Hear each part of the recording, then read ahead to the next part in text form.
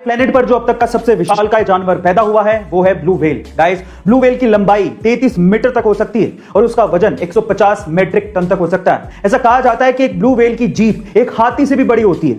अब ये सब साइज सुन के लोग ये अंदाजा लगाने लगते हैं कि एक ब्लू व्हेल जब मुंह खोलेगी तो वो एक कार को भी निगल लेती होगी या फिर 6-7 इंसानों को तो आसानी से निगल ही लेती होगी। लेकिन ये सब एक मिथ है। गाइस, आप ये जान के हैरान रह जाएंगे कि एक इतनी बड़ी ब्लू व्हेल जो चीज सबसे बड़ी निगल सकती है वो है सिर्फ एक ग्रैप फ्रूट, क्योंकि उसका मुंह तो बहुत बड़ा होता है लेकिन उसका गला बहुत ही संकरा होता है। इसकी वजह से वो कोई कार या इंसानों को निगल नहीं सकती। गाइस, ये इंटरेस्टिंग फैक्ट जान के आपको कैसा लगा कमेंट सेक्शन में जरूर लिखिएगा। हम लोग भावात्मक तरीके से कई बार इंग्लिश को गलत बोलते हैं। कैसे, मैं आपको एग्जांपल के साथ बताता हूं। जैसे कि अगर किसी की शादी की सालगिरह है तो उसे मैरिज एनिवर्सरी नहीं कहते, उसे वेडिंग एनिवर्सरी कहते हैं।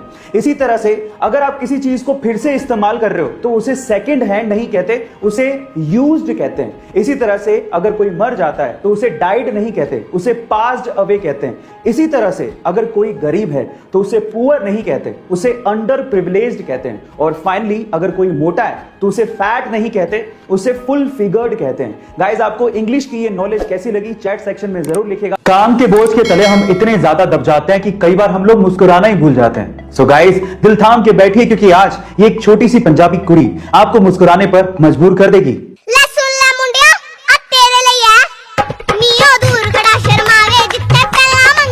पंजाबी बोलियां सुनाती और गिद्दा पाती इस छोटी सी हूर की परी का नाम है किश्तू।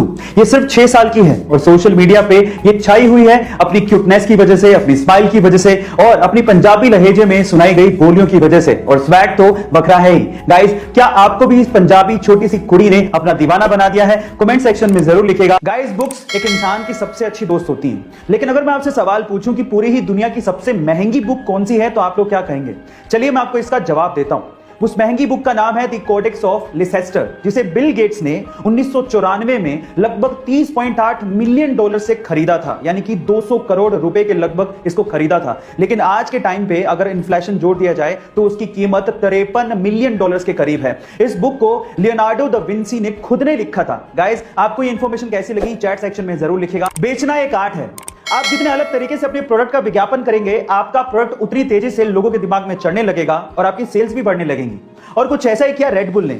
एक्चुअली हुआ कुछ यूं कि एक बार रेड बुल ने अपनी एनर्जी ड्रिंक लंदन में लॉन्च की और उसके लिए सबसे पहले उन्होंने ट्रेडिशनल विज्ञापन किए, जैसे कि टीवी और रेडियो पे ऐड देना। लेकिन उसका लोगों के दिमाग पे कोई फर्क नहीं पड़ रहा था और सेल्स भी नहीं बढ़ रहे थे। फिर रेड बुल वालों ने लगाया दिमाग। उन्होंने रेड बुल के खाली केन्स लिए और लंदन की सड़कों पे और डस्टबिन में डलवा दिए।